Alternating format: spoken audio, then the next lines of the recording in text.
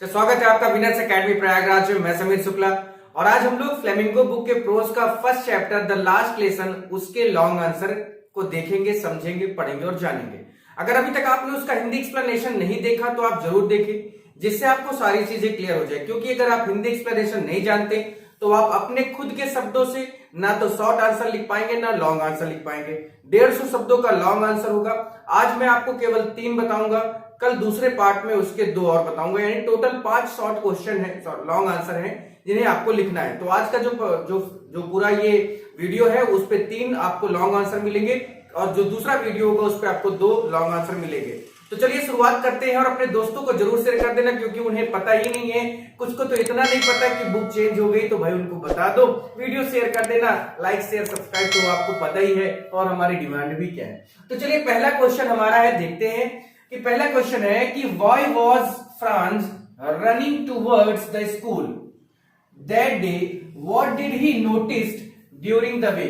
जब little France अपने school जा रहे के लिए तैयार हो रहा था तो उसे लेट हो रही थी, और जब वो किसी तरह से लेट होने के बाद भी घर से निकला तो उसने रास्ते में क्या देखा। यानी 2 क्वेश्चन यहां पर है कि जो फ्रांस था, जो छोटा सा लड़का है, वो जल्दी स्कूल, तेजी से स्कूल ये भाग क्यों रहा था स्कूल जाने के लिए, उसके अलावा उसने रास्ते में क्या नोटिस किया, दूसरा क्वेश्चन। तो चलिए शुरुआत करते हैं। आपको इसको लिखना है, अच्छी से नोट्स बनानी है, जिससे आपको क्लियर हो जाए और आप इसको याद रखें। 150 वर्ड से ज्यादा नहीं लिखना है, आराम से जितना पूछा गया उतना ही लिखे, जरूरी नहीं कि 150 वर्ड ही आए पूरा।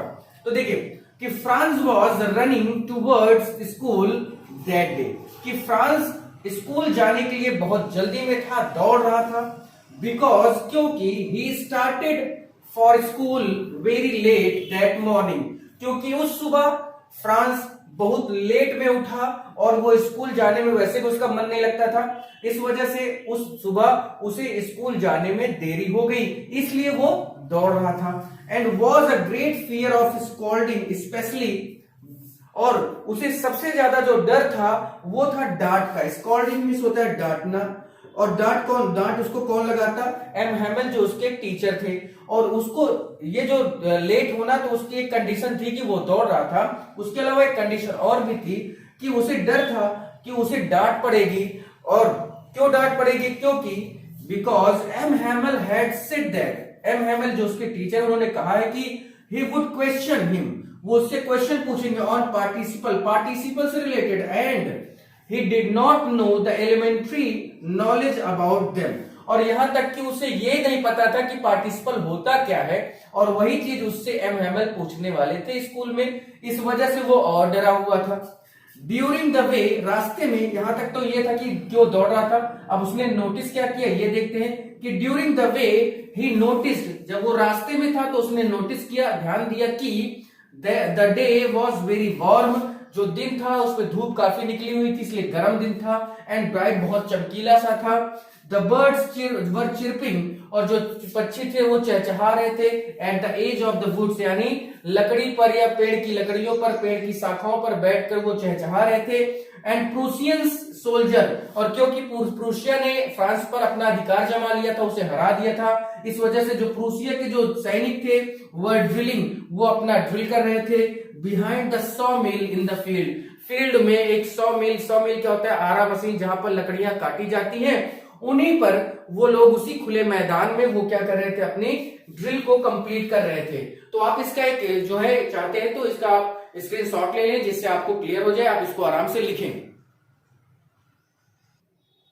चलिए तो हमारा सेकंड क्वेश्चन जो है उसके बारे में देखते हैं कि what was the scene inside the class, यानी जो क्लास का सीन था अंदर का वो क्या था। When France reach the school, जब फ्रांस स्कूल के जब फ्रांस स्कूल में पहुंचा तो अंदर का सीन कैसा था, उसी के बारे में यहां पर बताना है। और आपने अगर हिंदी एक्सप्लेनेशन नहीं देखा तो आपको दिक्कत हो सकती है, आप हिंदी एक्सप्लेनेशन जरूर देखें। तो चलिए शुरुआत करते कि when France reach the school, जैसे ही फ्रांस स्कूल पहुंचा, देन सीन इनसाइड, जो सीन था अंदर का, द क्लास का, वॉज वेरी क्वाइट, जो अंदर का जो सीन था बहुत एकदम शांत, पूरी क्लास थी, जबकि ऐसा रेगुलर होता नहीं था। इतना शोर होता था कि रोड पे खड़े होकर सुन सकता था कि अंदर कोई स्कूल के क्लासरूम में है, जबकि उस दिन क्या था कि ऐसा कुछ नहीं था, एकदम शांत।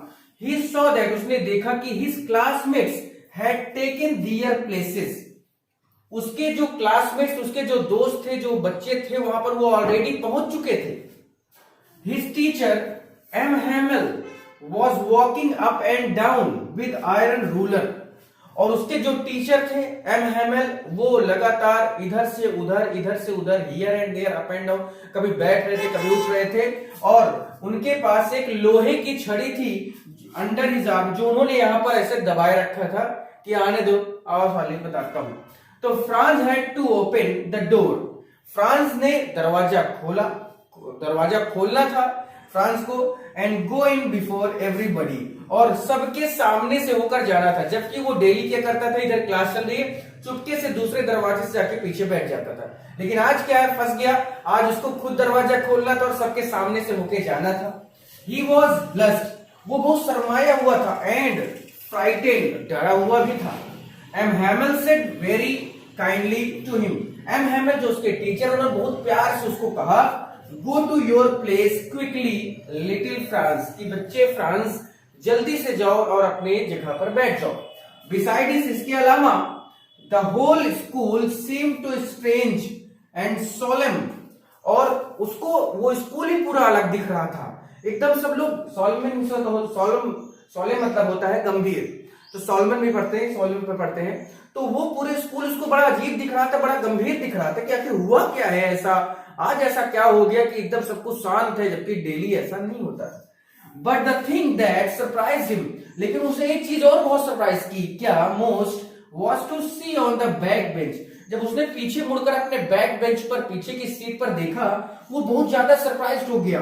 दैट वर ऑलवेज एम्प्टी, जो कि हमेशा खाली रहती थी सीट, वो क्या थी, the village people sitting quietly like himself, और जब देखा उसने कि पीछे तो सीट हमेशा खाली रहती थी, लेकिन ये बूढ़ बुढ़ापा आदमी या जो गांव के लोग हैं वो यहाँ क्यों बैठे हैं, इसी चीज को देखकर वो बहुत ज्यादा सा क्या हो गया, सरप्राइज हो गया कि अरे ये कैसे हो सकता है। आप इसका स्क्रीनशॉट ले लें।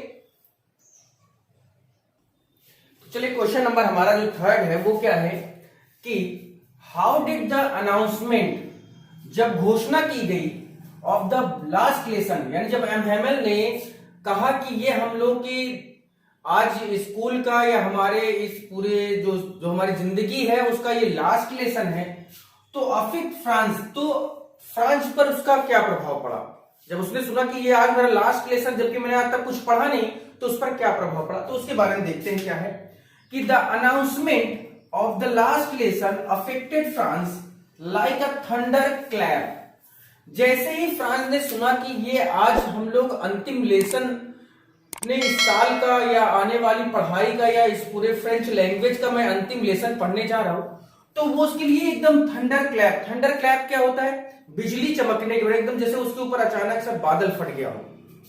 France felt very sorry, France को बहुत दुख हुआ, because he had not learn French language perfectly, क्योंकि उसने अभी तक फ्रेंच लैंग्वेज को सही से या पूरी तरह से पढ़ा ही नहीं था, इसीलिए उसे बहुत दुख हुआ। ही वॉज रिग्रेटिंग, वो अफसोस कर रहा था कि he had lost his time for seeking bird seeds, क्योंकि उसको अब ये दुख होने लगा कि बताओ मैं पढ़ता नहीं था, मैं चिड़िए के अंडे जो होते थे उनको ढूंढने में अपना मैं समय बर्बाद कर देता था, और आज ऐसा दिन है कि अब मैं पढ़ाई से हमेशा के लिए दूर हो जाऊंगा, क्योंकि प्रूसियन ने उन पर अपना अधिकार जमा लिया और वो जो कहेंगे वो पढ़ना होगा। His books become old friend, उसकी जो किताबें थी वो उसकी अच्छी दोस्त हो चुकी थी, whom he could not give up, जो वो उनसे दूर नहीं होना चाहता था, वो अपनी किताबों को छोड़ना नहीं चाहता था। He forgot all about his ruler, और उसने तो अभी तक कुछ पढ़ा ही नहीं था, तो उसे कुछ चीजें याद ही कहाँ होती कि उसके देश के लिए क्या क्या, किन किन लोगों ने क्या क्या किया, यहां तक कि वो एम हैमल को भी छोड़कर नहीं जाना चाहता था। तो ये था आपका आज का थीम, लॉन्ग आंसर। मैंने बताया आपको शुरुआत में कि 2 लॉन्ग आंसर मैं आपको कल दूंगा, तो आप उसका इंतजार करें थोड़ा सा, बस इसकी बढ़िया नोट्स बनाएं, एक दिन में आप इतना करेंगे तो बहुत है, इसको याद भी करते रहें और अपने दोस्तों को जरूर शेयर करें। तो प्लीज इसका आप जो स्क्रीनशॉट ले लें, फिर हम लोग आज का ये क्लियर करते हैं। फिर इतना ही रखा जाए आज के लिए, थैंक यू।